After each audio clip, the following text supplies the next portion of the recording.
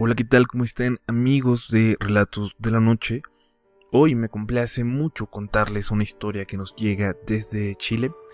Ya por ahí hay también una de Colombia en el canal. Y aprovechamos para animar a todos a que nos sigan enviando sus historias, sus experiencias e incluso leyendas urbanas o mitos locales, mitos de su ciudad. Ojalá que en algún momento este canal se llene no solo de historias de toda la República Mexicana, sino de todos los rincones de América Latina, de España y claro también lo que nos cuente la comunidad hispanoparlante en Estados Unidos. Elegimos la historia a continuación porque es muy rica en cuestión cultural, en dejarnos ver lo que es ser un niño chileno viviendo en aquella región y además las aventuras con los hermanos investigando cosas que nos parecen misteriosas. Creemos que es algo que todos por aquí podemos tener en común, sin importar dónde estemos escuchando. Recuerden seguirnos en Facebook, en la página oficial del canal y en mi cuenta de Twitter. Los pueden encontrar en la descripción y ya iremos haciendo por ahí actividades con ustedes. Ahora sí, sin más, los dejamos con esta historia, con la aparición del espectro de una mujer en un rincón de la provincia chilena, y esto es Relatos de la Noche. Hola a todos, mi nombre es Jorge, soy chileno. Y quiero contarles una historia, aunque no sé si la veré publicada. Esto nos sucedió a mí y a mi hermano cuando éramos pequeños. Como ya les dije, soy de Chile, de la región de los lagos, particularmente hacia la costa. Estas regiones son muy conocidas por casos paranormales, por leyendas. Y yo tengo muchas historias que contar de mis padres, las cuales incluso se han ido pasando de generación a generación. Pero eso ya será para otra ocasión. Hoy voy a contarles solo lo que me pasó a mí. Lo sucedido tal vez se basa en una historia muy conocida en mi región, aludida a la mujer llamada La Llorona. Ese espectro que representa a una mujer que se parece a los niños con el fin de llevárselos, ya que según se cuenta, ella perdió a su hijo cuando era pequeño y quedó tan traumatizada que se ahorcó. Siempre aparece tratando de llevárselos, ya que los niños le recuerdan a su hijo muerto. En los meses de septiembre, cuando por aquí va desapareciendo el invierno, ya las tardes son muy largas. En esas fechas, comúnmente a las 6 ya está oscuro. En septiembre, a las 8 ya está oscureciendo. Un fin de semana con mis 3 hermanos, éramos 4 en total, se nos ocurrió ir a jugar a un walbe. Se le llama así a un lugar húmedo donde hay charcos de agua en el pasto, garzas y patos y muchos junquillos, pasto de pantanos. Nos dividimos en 2 equipos y a mí me tocó con mi hermano pequeño. La idea de este juego era simplemente buscar oro. Vivo en una aldea llamada Riachuelo. En los libros de historia fue conocida por la extracción de oro en este terreno. Lo extraían los mapuches del lugar. Y de hecho, muchas veces encontramos pepitas de oro en el río que pasaba a unos 200 metros de mi casa. Ese día comenzamos a escarbar debajo de junquillos, que es el lugar donde supuestamente se acumulan las pepitas. Después de un rato no encontrábamos nada. Nos cambiamos de lugar a donde habían muchos montículos, ya que según mis abuelos alguna vez se realizó ahí alguna siembra de remolacha. Comenzamos a escarbar y al principio encontramos que era muy fácil romper la tierra. De una patada podía sacar montículos completos y comenzamos a encontrar agujeros. Nos pareció raro, ya que no es una zona de conejos, el lugar es demasiado húmedo. Hicimos varios hoyos, ya desesperados por ver quién sería el primero que encontraría oro. Nos topamos con un manantial de agua que comenzó a salir como si fuera un grifo y se formó un pequeño estero que llegaba al río. En realidad encontramos una vertiente. Seguimos trabajando, ya rozando las 4 de la tarde, y de repente uno de mis hermanos encontró piedras. En cuanto nos dijo, nos acercamos a ese lugar. Ya los 4 éramos un solo equipo, un equipo de investigadores, y comenzamos a escarbar al lado del estero que se había formado y encontramos enormes piedras, tan grandes que no las podíamos sacar, solo algunas de las piedras chicas. Poco después encontramos tierra negra y unos trozos de fierro largo. Estábamos motivados por investigar qué es lo que había más abajo, hasta que bajo un montículo encontramos sacos y bolsas entre las piedras. Nos asustamos. Un cementerio, dijo mi hermano mayor, mientras con uno de los fierros rompía el saco. Y todos nos quedamos mirando lo que había adentro, algo negro. Lo abrimos por completo y nos dimos cuenta de que eran plumas negras, muchas plumas negras, y al fondo se podía ver lo que parecía huesos de aves. Lo extraño es que las plumas estaban en un perfecto estado, como si no hubieran estado enterradas ahí por quién sabe cuánto tiempo. Sacamos el saco y lo vaciamos. La tierra era muy negra alrededor. Al vaciarlo, lo que nos encontramos fue un pájaro, un cuervo, que acá se llaman jotes carroñeros, y supusimos que el saco estaba lleno de ellos. Revisábamos los restos esparcidos y de repente escuchamos a lo lejos un silbido. Era nuestra madre, que nos llamó a comer. Eran las 6 de la tarde. Cuando mamá ordenaba algo era ley, así que corrimos rápidamente, atravesamos una arboleda que había para llegar a casa y le contamos a nuestros papás lo que estábamos descubriendo. Mi abuelo se enojó y dijo: "No me gusta que hagan pedazos la tierra, déjense de hacer hoyos". Al terminar de comer, ya oscureciendo, mi mamá dijo que fuéramos a buscar las herramientas que dejamos botadas, porque estas las podían robar. Evidentemente, nadie quería ir, así que mi mamá nos mandó a los dos mayores. Buscamos algunos sacos para traer de regreso algunas de las cosas que habíamos encontrado, y partimos rápido ya que se estaba poniendo muy oscuro. El estero se había vuelto muy grande y tapó todo lo que habíamos descubierto. La tierra se volvió a asentar. Perdimos el avance que habíamos realizado haciendo todos los hoyos, y solo quedó en el lugar una laguna bastante grande. Nos metimos al agua con botas, recogimos todas las herramientas que flotaban, que eran gualatos de madera, y procedimos a caminar para volver. Debo aclararles que mi hermano tenía 7 y yo 6 años. Caminamos entre la arboleda y en el árbol más grande vimos movimiento. «Hay alguien ahí, espera», dijo mi hermano mientras me tomaba del brazo. Quedamos inmóviles y segundos después escuchamos cómo detrás de uno de los árboles alguien se quejaba. Comenzamos a caminar muy lento, con los sacos arrastrando, mientras nos acercábamos y veíamos lo que parecía ser telas blancas. Y luego a una mujer que estaba sujetada al árbol, completamente empapada. Su pelo, su ropa. Esta era una especie de bata blanca y su cabello no nos dejaba verle la cara.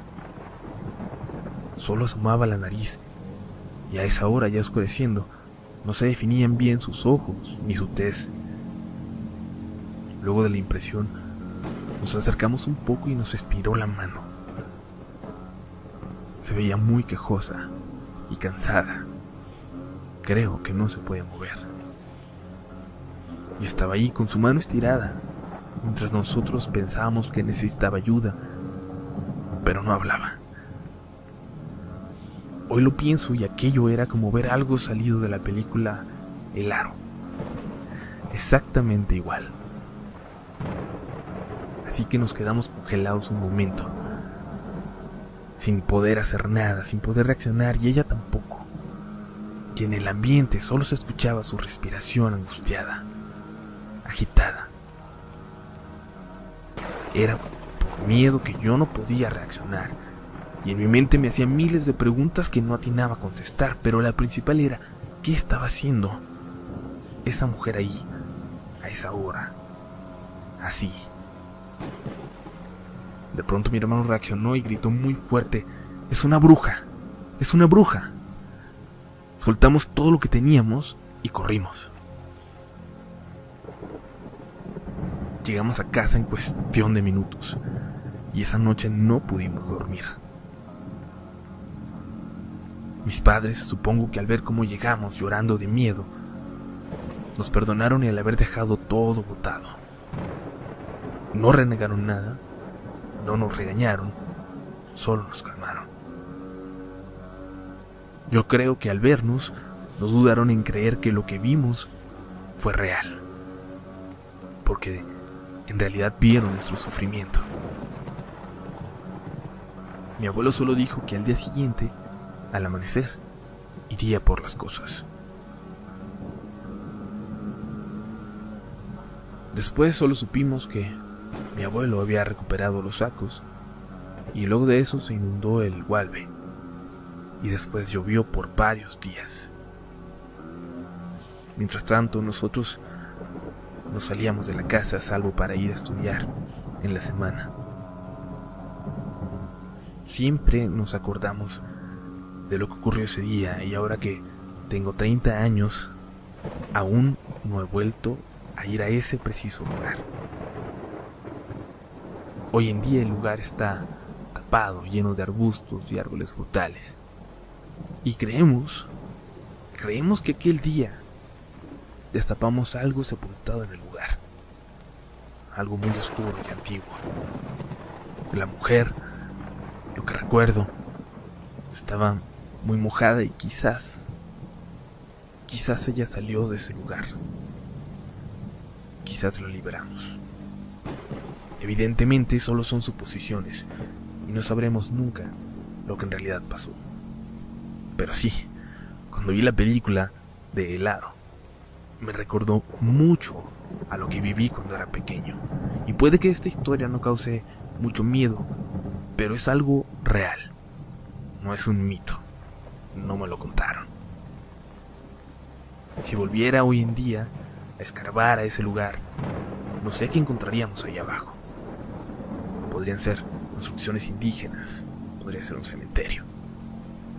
En alguna ocasión les contaré más historias de mi familia, de esa región. Un saludo desde Chile.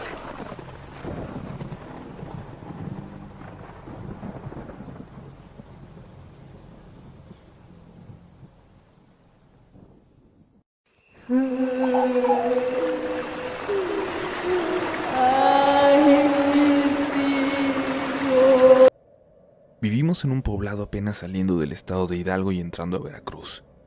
En un pequeño pobladito en el que muchas personas, como mi familia desde que recuerdo, vivimos del comercio con los viajeros que vienen casi todos de la Ciudad de México a la región de Poza Rica. Un camino que antes era muy transitado, pero que las condiciones de inseguridad han ido haciendo cada vez más desolado. Ahora la gente prefiere tomar un avión. Eso ha afectado en la comunidad, el cómo vivimos y en nuestro día a día, la verdad. Muchos se han ido del lugar y hay casas vacías en cada calle. Esto también lo predijo La Llorona. Les explico. Desde que existe este poblado, según me contó mi abuelo, La Llorona se ha aparecido llorando cuando hay cosas malas a punto de suceder.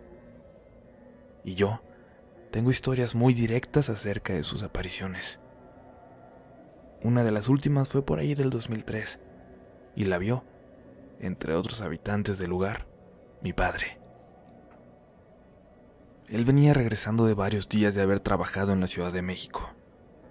No nos había ido bien en esas fechas, así que los pesitos que traía eran una gran ayuda para la familia y las inscripciones de mis hermanos a la escuela.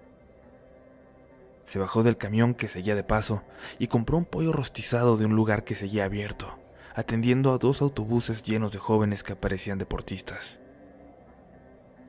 A mi papá le encantaba llegar con algo de cenar a la casa, a pesar de que ese día en particular ya era bastante tarde. Cuando estaba pagando, un grito desgarrador hizo que todos guardaran silencio de repente. incluso la multitud de jóvenes que hasta ese momento no dejaban de reír y hacer relajo. El grito parecía venir de la carretera, y mi padre y uno de los maestros que parecían acompañar a los jóvenes salieron alarmados, pensando que alguien había sido atropellado. Un grito se escuchó nuevamente, y mi padre y el profesor vieron a una mujer cruzar a unos 100 metros del lado del monte hacia donde ellos estaban. Mi padre apresuró el paso para regresar a casa y vio a un grupo de jovencitos petrificados a sus espaldas, evidentemente testigos de la aparición. Cuando comenzó a adentrarse en el poblado, alejándose de la carretera, los gritos se hicieron más penetrantes. Por un momento incluso sintió que la Llorona estaba justo detrás de él. Las luces de las casas se iban apagando, se escuchaba el sonido de puertas cerrándose. Nadie quiere estar expuesto a que a la Llorona alguna vez se le ocurra meterse a una de las casas.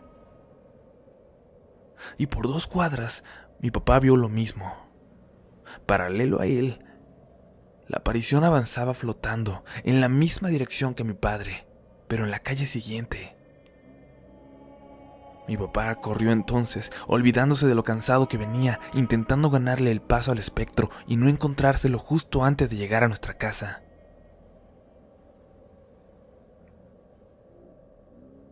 Agitadísimo llegó a la puerta, donde mi mamá y yo, muy pequeño todavía, guardábamos las cosas del puesto en el patio. Al vernos, mi padre se tranquilizó, pero un grito al fondo de la calle lo hizo voltear de nuevo. El espectro ya no flotaba. Estaba parado frente a una casa muy cerca de la entrada. Casi a punto de entrar en ella. Mi padre sintió unas manos en su brazo. Eran las de mi madre, que lo jalaba hacia dentro de la casa. Ese pollo que llevaba mi padre, al final solo lo cenamos mis hermanos y yo, que no habíamos notado lo ocurrido, pero mis padres, ellos durmieron todavía con la impresión de lo que habían visto y escuchado. Unos días después, la pareja de ancianos que vivían en la casa donde la Llorona se había parado fueron encontrados muertos. Tenían días de haber fallecido y nadie se había dado cuenta. Aquí hay 2 versiones de lo sucedido. Una, que los ancianos vieron a la Llorona parada frente a su puerta y sus corazones no soportaron el terror. La otra, la más creíble tal vez y que yo conocí hasta años después, es que habían sido asesinados por su propio hijo, que tenía problemas de drogas y a quien nunca más se le vio después de ese día. Según esta teoría, la Llorona habría avisado de su muerte al resto de los habitantes del lugar. Este espectro, esta Llorona de nuestro pueblo, se aparecería de nueva cuenta casi una década después. Recorrió todas las calles, despertando a medio pueblo. Yo no la escuché, pero dicen los que sí lo hicieron, entre ellas mi madre, que nunca había escuchado un llanto más triste, más desolador. Y sí recuerdo que lo contamos al día siguiente en la escuela, cuando los niños que iban de otros poblados se reían de nosotros. El mal presagio que anunciaba en esa ocasión era, probablemente, la llegada de un grupo de delincuentes que aún hoy parecen gobernar este poblado y algunos alrededor. Delincuentes que han hecho tantas cosas tan diabólicas a nosotros y a la gente que pasa, que han provocado que ya casi nadie se pare por aquí. Ya solo un puñado de personas, por ignorancia o por valentía, toman en este lugar su descanso para luego continuar con su camino. Es doloroso que uno mismo tenga que recomendarles que no duren mucho tiempo en el lugar. Y con estos malnacidos llegó también otra aparición, algo terrible y macabro que nadie se puede explicar. Varias personas del lugar empezaron a hablar de un diablo, literalmente de un diablo que se paseaba por los techos riéndose a carcajadas.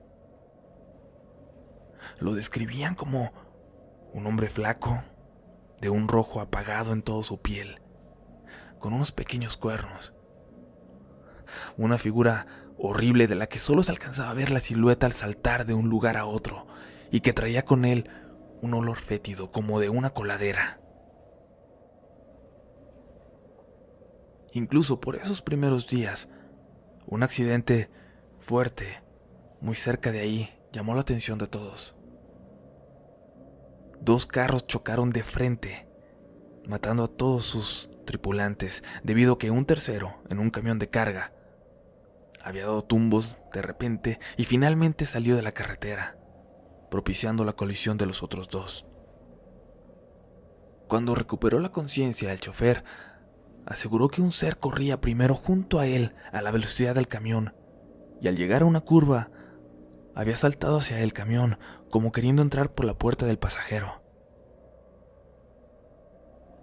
Eso provocó su descuido en un momento de terror. Y ahora, lo último que ha ocurrido fue a Don Marcos hace apenas unos días antes de que les escribo esto.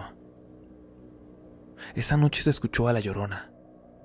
Todos la escuchamos. Era la primera vez que yo podía hacerlo así y con total claridad.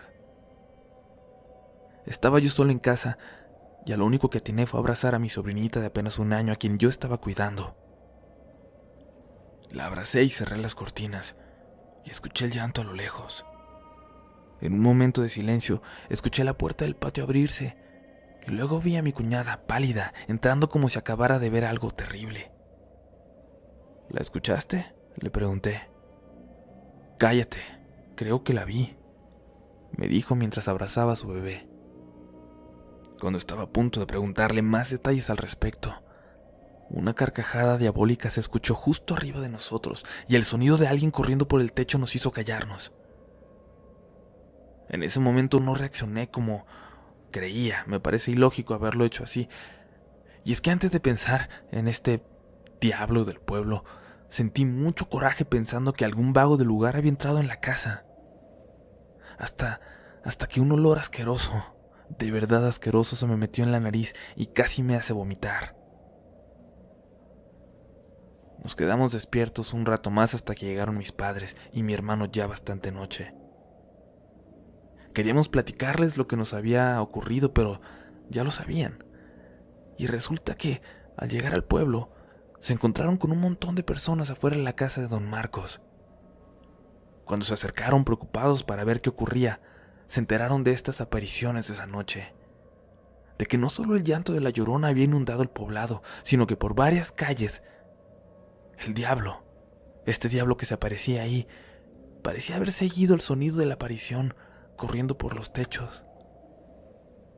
Así hizo hasta saltar sobre la casa de Don Marcos, la última antes del despoblado. Don Marcos escuchó el sonido y salió rápidamente con su machete. Lo que vio, entonces, fue a este diablo, este hombre con cuernos completamente rojo, sonriéndole apenas a 1 metro de él, en el patio de su casa. Don Marcos, a pesar de la edad, se le dejó ir a machetazos mientras esa cosa se carcajeaba cada vez más fuerte y los esquivaba, y saltó de nuevo al techo para desaparecer en la noche. Nos da mucho miedo pensar en esa cosa viéndonos desde los techos, desde la oscuridad mientras regresamos en la noche de trabajar. Y nos da todavía más miedo pensar en qué es lo que anuncia esta última aparición de La Llorona. Los mantendré al tanto.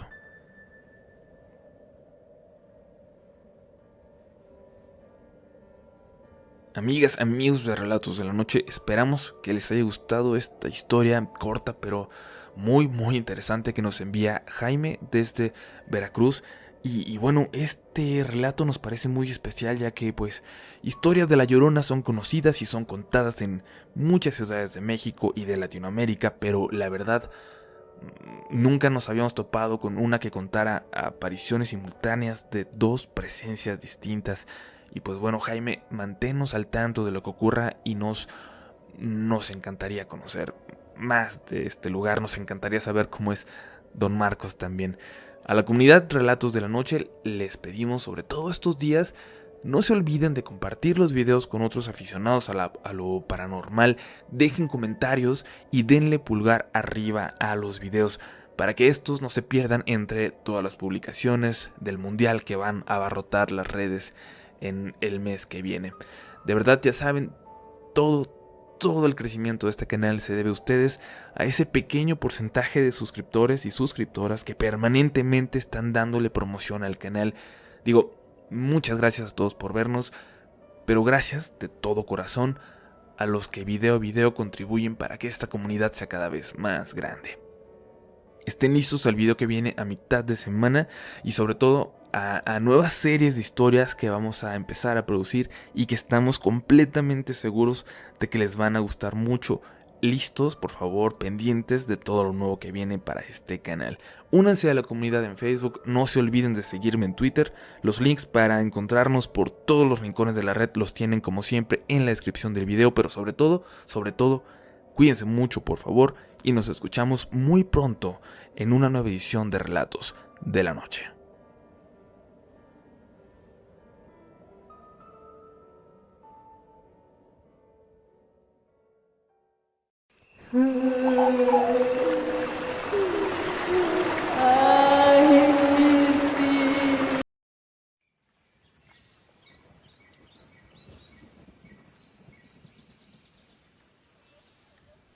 Todos tenemos historias sobre ello por aquí, en estas mismas calles, esa detrás de ti. La hemos escuchado pasar, pero verla, eso es más difícil. Mi primera vez fue cuando yo tenía unos 8 o 9 años. Ya conocía la historia en ese entonces. Conocía amigos que juraban haberla escuchado. Mi papá trabajaba todo el tiempo, así que quien más me cuidaba, además de mi mamá, era mi tío Mario. Él llegaba y se quedaba días con nosotros en la casa y luego se iba hacia la sierra. Se perdía por semanas por allá. Siempre quise acompañarlo.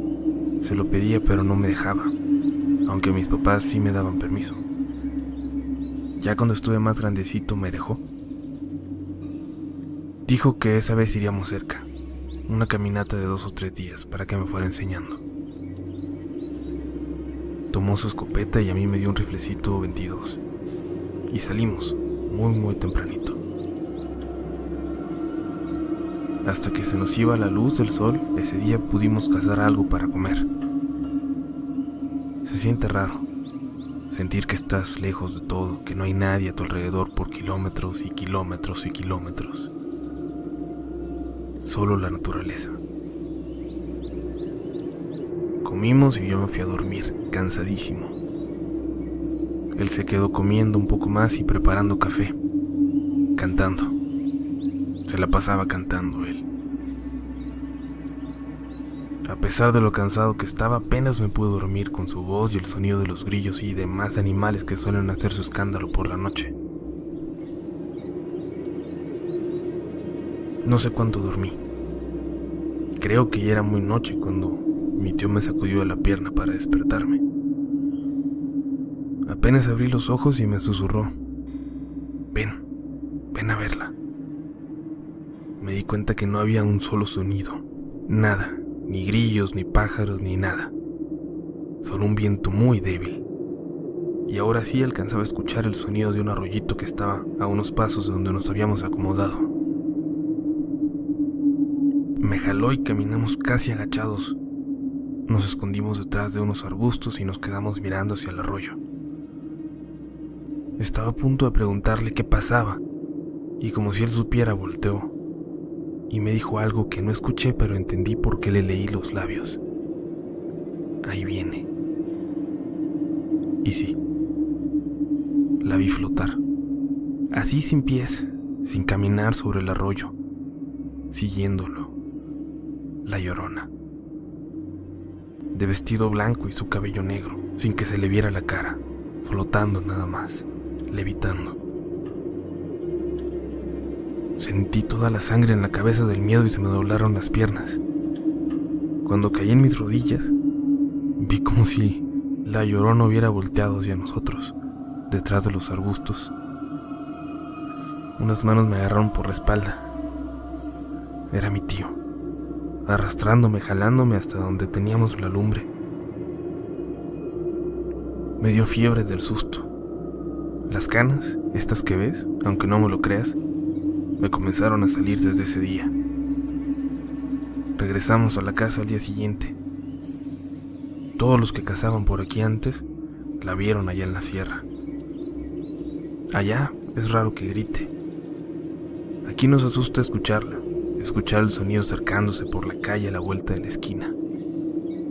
Allá en la sierra te debes asustar cuando estás cerca de un arroyo y de pronto se callan los animales.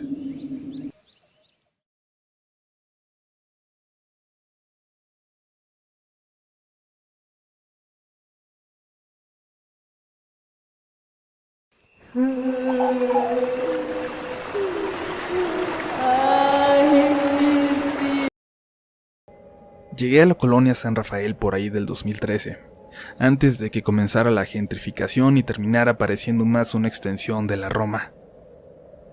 Era una colonia sumamente familiar, de negocios viejos que seguramente han estado por aquí por generaciones. Yo vivía en el mismo departamento que habito hoy, uno muy pequeñito junto a Pepe y Ricardo. Lo conseguimos de 2 recámaras y le pudimos medio cerrar la sala para hacer una tercera. Mis 2 roomies trabajaban sobre Reforma, aquí muy cerca, y yo en Polanco. Pero a pesar de que todos estábamos muy cercanos, por los horarios de nuestros trabajos rara vez coincidíamos. Rara vez nos veíamos los 3 en el departamento, excepto por los domingos en la noche, cuando jugábamos en el mismo equipo de béisbol. Se volvió nuestro ritual, y aprovechábamos para ponernos de acuerdo para cuestiones del depa. Pepe de hecho llegó al departamento semanas antes que nosotros, y estuvo habitándolo él solo. Y recuerdo muy bien que cuando tuvimos nuestra primera cena, los 3, en el departamento, nos dijo que estaba seguro de que por aquí pasaba la Llorona. Evidentemente nos reímos y le atribuimos la confesión a las 4 cervezas que ya tenía encima, y cuando él vio nuestra reacción, se rió un poco también y terminó por cambiar de tema. Semanas después, justo cuando yo había terminado con mi novia de aquel entonces, Pepe me encontró algo triste y pasamos la noche bebiendo, comiendo pizza y jugando FIFA. Notaba sus intenciones por levantarme el ánimo y se lo agradecí. Cuando nos cansamos de jugar, algo nos llevó a la plática de la mano peluda, cuentos de terror y ese tipo de cuestiones. Y entonces me lo repitió. Yo sé que se burlaron de mí y que no me creen, pero te juro que cuando estaba solo aquí, escuché 2 veces a la Llorona. Nuestro departamentito está en una primera planta, y la ventana de la sala y la de la recámara de Pepe dan justo a la calle, a la banqueta. Yo había notado que Pepe cerraba siempre con una cortina gruesísima su ventana, y ese día me confesó que se debía a eso, a ese miedo que no se iba. Meses después Pepe se regresó a vivir a Hidalgo y de vez en cuando podía darse una escapada y se venía a jugar con nosotros los domingos. Ricardo, mi otro roomie, por decirlo de alguna manera, ascendió, dejó la camita de la sala y tomó la recámara de Pepe. Y a esta recámara hechiza de la sala llegó entonces Francisco, otro más de los chicos que jugaban en el equipo y que no trabajaba tan cerca, pero le quedaba mucho mejor esta ubicación que seguir viniendo desde el Estado de México todos los días a trabajar a la ciudad. Fue después de un juego que terminó a las 11 que llegamos casi a las 12 de la noche a la colonia. Nos habían dado aventón hasta el metro San Cosme y de ahí decidimos caminar a casa. Con total seguridad porque nadie pensaría en asaltar a 3 tipos caminando con bats de béisbol. Veníamos riéndonos. Eso lo recuerdo bien, pero ya no me acuerdo por qué. Sin embargo, sí sé que veníamos de buenas. Y entonces, un grito espeluznante nos interrumpió de repente. Fue un grito corto, como de una chica gritando, y luego escuchamos los sonidos de pasos corriendo. acto seguido, un llanto espectral nos hizo sentir como niños del miedo que nos provocó. Como por acto reflejo tomamos los bats y nos pusimos en posición defensiva, como si eso nos fuera a ayudar de algo, como lo que acabábamos de escuchar. No fue nada, güey, alguna loca. Dale, dijo Ricardo. Seguimos caminando, muy alertas, y al fondo de la calle las luces de una patrulla que hacía su ronda lentamente nos llamó la atención. Vamos con ellos, dijo Francisco. Podemos correr. ¿Y qué les vamos a decir, ¿Que nos asustó la Llorona? Sigue caminando, contestó Ricardo, queriendo tal vez disfrazar el miedo que teníamos de molestia. Pronto desaparecieron las luces de la patrulla. Y entonces en ese silencio, a lo lejos, vimos la figura de una señora, bajita, de pelo corto, algo rellenita incluso, que al vernos corrió hacia nosotros. Era sin duda una indigente por su aspecto, por el olor, por todo, se le notaba. Era una persona en situación de calle. Ahí viene la Llorona por ustedes, No se los vaya a llevar. Cuando nos dijo esto, empezó a reírse y se siguió de largo. No hizo más que acrecentar la sensación de irrealidad que experimentábamos, y antes de que pudiéramos decir algo, el llanto se escuchó de nuevo, ahora detrás de nosotros, muy cerca, y se acercaba a toda velocidad. Cuando volteamos, era la señora que corría hacia nosotros, y sin duda de ella salía de alguna forma ese sonido tan horripilante, tan inhumano. Empezamos a correr, pero la mujer era más rápida. Corría a una velocidad que no era normal, que no era posible. El blanco de sus ojos parecía brillar en la oscuridad de la calle esa noche. Algo acalambrado, me volteé y preparé mi bat, y al darse cuenta de que yo me detenía, mis amigos lo hicieron también. La señora, a 2 metros de llegar a mí, lanzó una carcajada de nuevo y dio un giro para correr hacia un árbol en la banqueta de enfrente. Se lanzó como un animal en la sombra que éste provocaba, y la perdimos de vista. Nos acercamos al árbol, muy curiosos por alguna razón, y no estaba. Buscamos por todos lados. No había coches alrededor, puertas cercanas, nada, solo el árbol y la oscuridad debajo de él, y de alguna forma ahí desapareció esa mujer. Todavía, a veces en las noches escuchamos ese llanto a lo lejos. Y hace poco la novia de Ricardo llegó en un Uber ya algo tarde, entrada la noche. Dijo que justo antes de entrar, una mujer cuya descripción se asemeja a aquella que se nos apareció, se puso frente a ella, entre ella y la puerta, y le dijo: «Tu novio mató a mi hermano».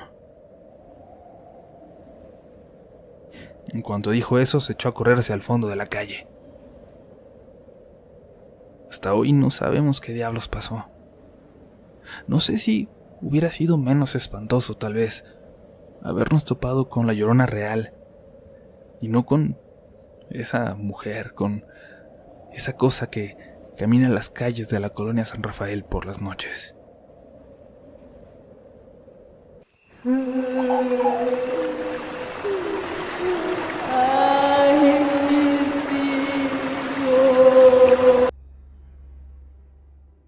Por cuestiones de salud de la mamá de mi esposo, nos tuvimos que mudar de nuestra casa en Ensenada a un poblado de San Quintín, en Baja California. En pocos años había muerto su esposo, luego el hijo que los cuidaba, y de repente la señora se quedó completamente solita allá, sin fuerzas para mantener su casa o los animales de granja que les ayudaban a mantenerse. Con todos los ahorros que teníamos y un préstamo, mi esposo finalmente renunció a su trabajo y nos dirigimos a aquel poblado, a intentar poner un pequeño negocio y a cuidar de su mamá. Siempre ha sido también como una madre para mí, así que estuve completamente de acuerdo. Yo me fui primero con ella, con mi bebé, mientras mi esposo terminaba de entregar nuestra casa en Ensenada y demás cuestiones necesarias para la mudanza. La señora me recibió muy bien, muy agradecida, y yo estaba contenta por ayudarla, pero esa sensación de felicidad estaba por apagarse rápidamente. Había acabado mi segundo día ahí. Había atendido a los animales y estaba muy cansada. Me estaba preparando mentalmente para volver a hacerlo de nuevo al día siguiente. Estaba pensando que me tomaría unos días acostumbrarme, pero pasadas de las 10 de la noche, el grito de una mujer pidiendo ayuda me despertó. Venía de la casa de enfrente, que según yo estaba deshabitada, o eso parecía por el descuido de su patio. Me asomé por la ventana y esperé, para ver si no me estaba jugando una mala pasada mi imaginación, pero escuché el grito de nuevo, y la voz de un hombre gritarle que se callara. No quise despertar a mi suegra, así que llamé a la policía. Les dije que parecían estar golpeando a una mujer en la casa de enfrente. Los gritos siguieron por un rato y la patrulla jamás llegó. Yo tardé mucho en dormir, preocupada por la pobre mujer, pero sentí que no podía hacer nada más. Recuerdo muy bien que me dormí llorando, imaginando el infierno que vivía la pobre vecina. No quise comentarlo con mi suegra durante el desayuno, aunque estuve a punto. Lo que menos quería era preocuparla. Lo que sí hice fue ver con más curiosidad la casa de los vecinos. Parecía estar en completo abandono. Algo muy malo pasa con ellos, pensé. Esa noche volví a escuchar a la mujer pidiendo ayuda. Eran justo las 10:08. El hombre nuevamente le gritó que se callara, y yo volví a marcar a la policía y les exigí que se presentaran o me quejaría con quien tuviera que hacerlo. Llegaron en unos 10 minutos, y yo ya estaba esperando afuera de la casa porque mi bebé ya estaba dormido. Uno de los oficiales se bajó, pasó la luz de su lámpara unas cuantas veces por la casa y volvió a abordar su patrulla. Cuando me di cuenta de que se iban, salí corriendo detrás de ellos a exigirles que al menos tocaran y se aseguraran de que la mujer estaba bien. ¿Usted llamó?, me preguntó uno de ellos con una mirada despreocupada. Le respondí con la cabeza que sí, y los dos bajaron. «Venga con nosotros», dijo. Nos acercamos a la entrada de la casa de los vecinos. El oficial forzó un poco la puerta de reja y se abrió. «Vamos a entrar a la casa solo para que usted se cerciore de lo que está pasando aquí». Yo no entendía lo que me acababa de decir, pero asentí. Entraron hasta el porche y me pidieron que me acercara. La puerta de la casa estaba cerrada, las ventanas llenas de polvo.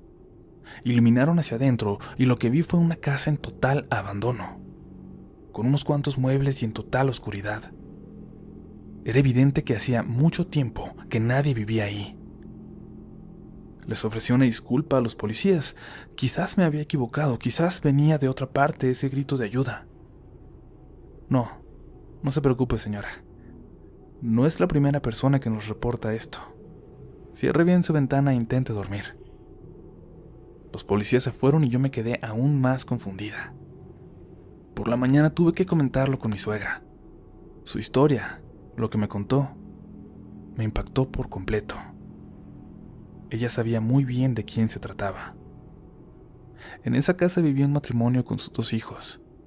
El marido era regularmente una persona normal, pero cada que tomaba, afloraba su verdadera personalidad. Un ser violento con su esposa y con los niños. La mujer defendía a los pequeños y le tocaba ser quien absorbía la violencia de ese monstruo. Mi suegra dijo que llamó a la policía una vez, pero no acudieron. Cuando su marido, que en paz descanse mi suegro, se enteró, le dijo que no se metiera, que no les correspondía a ellos si eran problemas de pareja. Claro que no, interrumpía mi suegra. Ese tipo de violencia hay que denunciarla. Ser testigo sin hacer nada es como aceptarla. Yo lo sé, me respondió ella. Pero tu suegro era una persona criada en un rancho.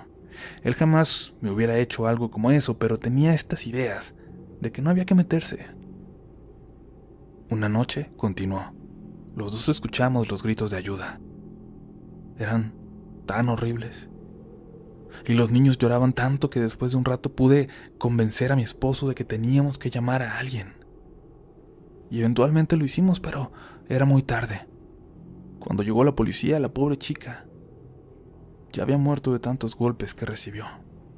Los niños lloraban fuera de sí. Al hombre no se le encontró, pero dicen algunos que lo vieron correr hacia el mar y meterse en él para nunca salir. Tu suegro nunca pudo superar ese arrepentimiento. Mermó su salud y sé que se llevó esa tristeza a la tumba. Yo también escucho esos gritos que has escuchado tú. Y creo que son para que pague mi pecado por no haber defendido a esas pobres criaturas. Las lágrimas en los ojos de mi suegra al contármelo fueron suficiente para creerle. Esa misma tarde puse unas veladoras en la entrada de la casa de enfrente y empecé a rezar un rosario junto a mi suegra todos los días. Los gritos se seguían escuchando, pero ya no todos los días. Más que esconderme, abría la ventana y miraba directamente a la casa, compadeciéndome de esa pobre muchacha que murió sin que alguien la ayudara, como si estuviera sola en el mundo. Con el tiempo llegaron nuevos inquilinos a esa casa. Al parecer era una prima de la chica y su esposo. Eran una pareja muy feliz. Supimos de hecho que ellos cuidaron a los niños de los vecinos un tiempo cuando pasó aquella terrible noche, aquella terrible tragedia. Y luego los mandaron con su abuela materna a un pueblo muy pequeño en Sonora, donde ahora vivían tranquilos. Desde que llegaron a la casa dejaron de escucharse los gritos, pero aún hoy, al recordarlos, se me congela la sangre y me invade la tristeza.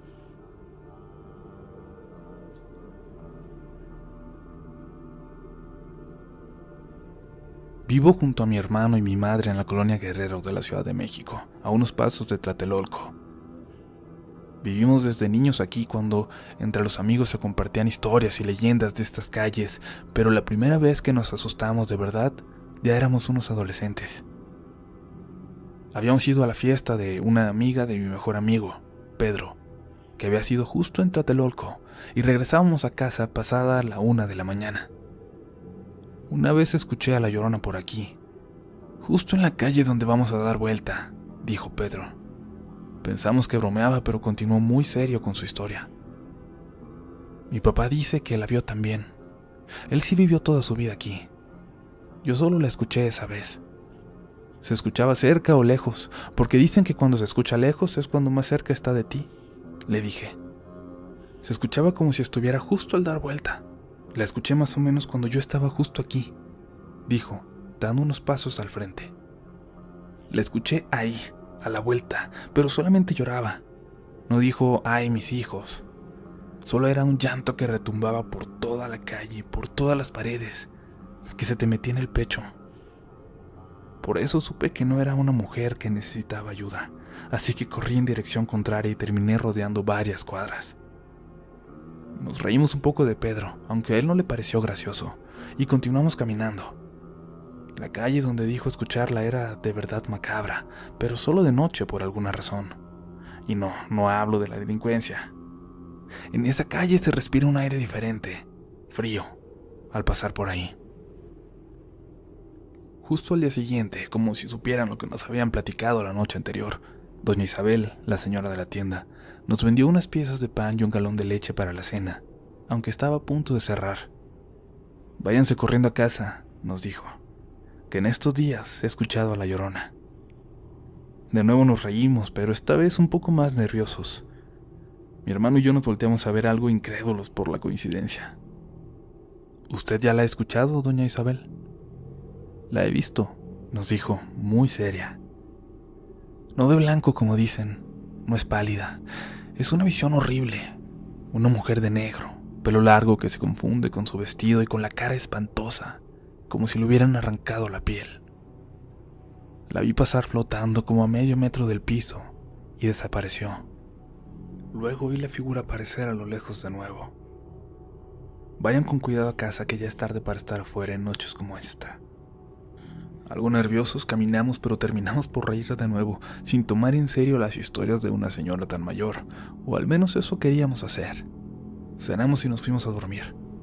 Recuerdo que esa noche escuchamos la mano peluda.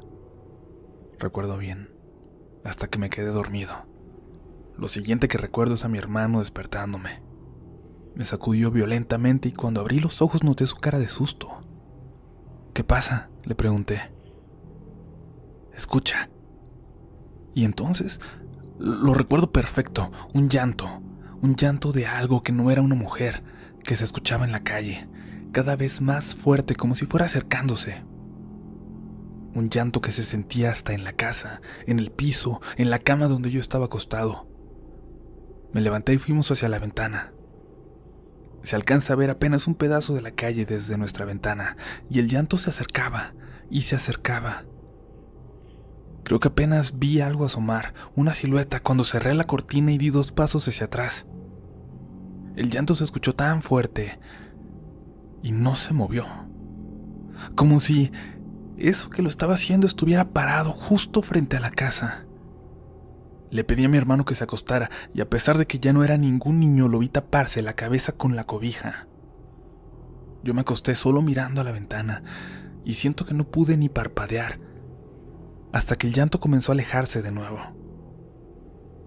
Minutos más tarde escuchamos la puerta del cuarto abrirse. Era mi mamá, como revisando que estuviéramos bien.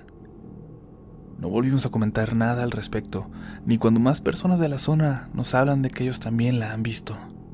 Esta es la primera vez que lo hago. Ni siquiera se lo hemos contado a mi mamá.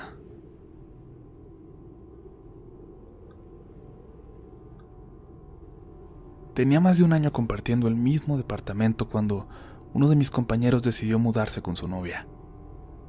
Lo primero que hice cuando nos dijo fue apartar su habitación, la única con vista a la calle. Mi otro roomie aceptó, y al mudar mis cosas a ese cuarto me sentía mucho más a gusto y con más ganas de trabajar con tanta luz. Y es que si trabajas desde casa como yo, es difícil hacerlo en una habitación cuya única ventana solo tiene vista al estacionamiento. Este edificio en donde vivo, en una calle de la colonia Cuauhtémoc de la Ciudad de México, totalmente gentrificada, tenía la peculiaridad de estar frente a una de las últimas casas de por ahí. Casi toda la calle se había llenado de edificios de departamentos de mayor o menor tamaño, lujosos o simplemente habitables, pero esa casa frente a mi departamento permanecía con la misma apariencia que quizás había tenido desde que se construyó. La pareja de ancianos que vivía ahí me intrigaba.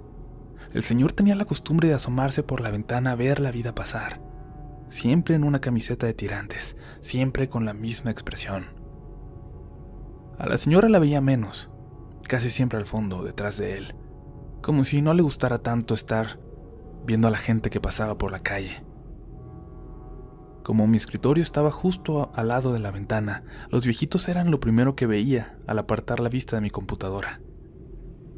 En alguna ocasión el señor notó que lo observaba.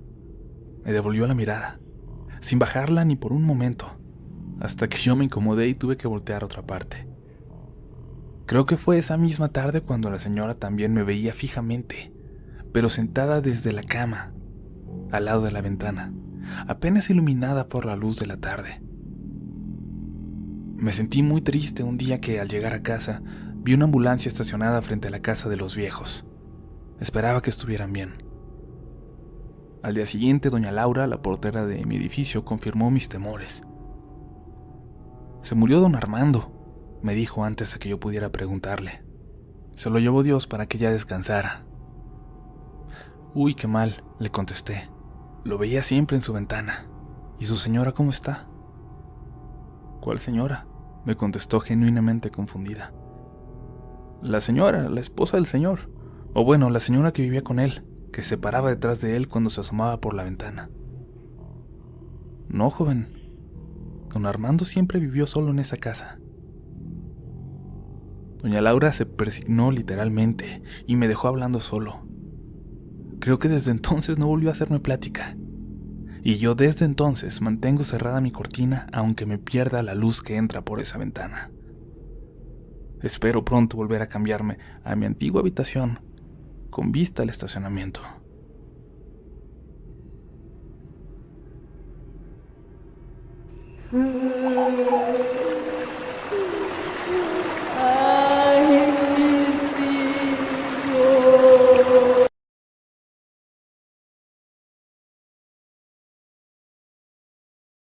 Quiero contarles mi historia. Algo que me pasó a mí, no me lo platicó nadie ni me imaginé nada. Lo que voy a contarles es algo que lamentablemente siempre voy a recordar. Mi hija sigue su programa y me convenció de escribirles mi experiencia. Tengo 65 años y nací en San Felipe, un pueblito del estado de Guanajuato. Crecí en un ranchito a las afueras del pueblo. Ahí vivía con mis padres, mi abuela y mis hermanos. Esto que les cuento pasó cuando yo tenía unos 8 años, mi hermanito 2 y mi hermana mayor 15. Había llovido mucho esos días. Un viento bastante feo no se iba del pueblo. Entre la lluvia, el viento y el lodo, recuerdo despertar esa mañana y escuchar a mis papás maldiciendo afuera de la casa.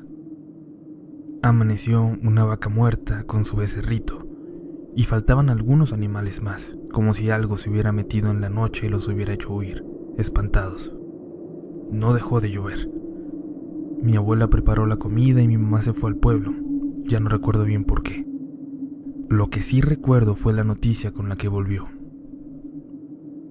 Don Genaro, el mejor amigo de mi papá, había matado a toda su familia y después se ahorcó. Se colgó en un árbol a unos metros del camino más cercano a su casa y un niño vecino lo encontró al salir por la mañana. Mi papá se alteró mucho con la noticia. Se dio un baño rápido y salió hacia el pueblo junto con mi mamá. Mi abuela, como todos esos días de lluvia, no dejaba de rezar su rosario. Prendió incluso más veladoras. Dijo que algo muy malo había llegado al pueblo. Lo recuerdo muy bien. Esas fueron sus palabras.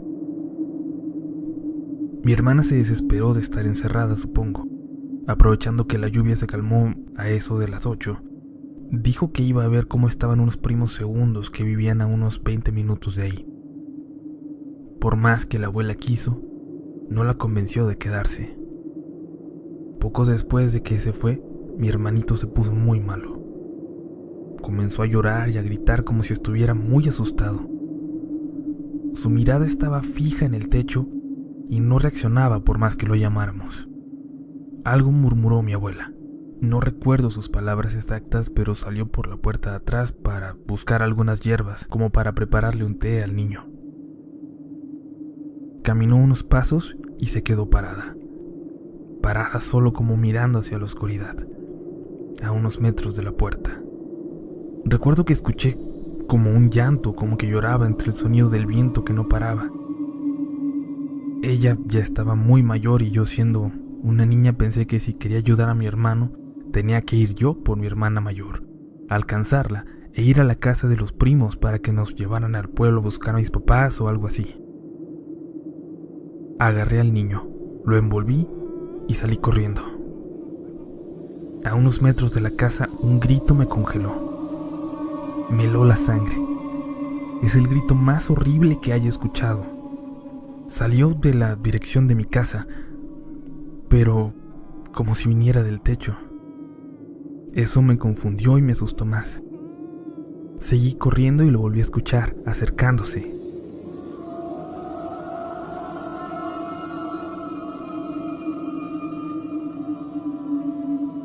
En eso escuché la voz de mi abuela gritarme, suplicarme que volviera. Pero yo seguía corriendo y me daba mucho miedo voltear. Corría lo más fuerte que podía con el niño en brazos, pero escuché a mi abuela gritarme con todas sus fuerzas: «Arriba, mijita, está arriba en el árbol». Miré hacia arriba, en un enorme árbol de pirul. A unos 20 metros, una horrible mujer, parada entre las ramas, observándome, de vestido blanco y ojos tan negros como su pelo larguísimo. Corrí como nunca lo había hecho de regreso a la casa.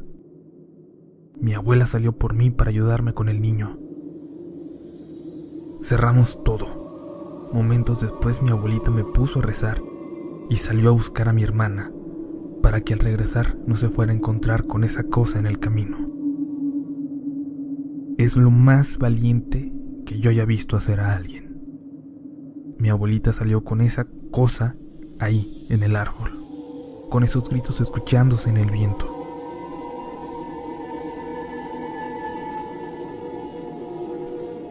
Regresaron poco después.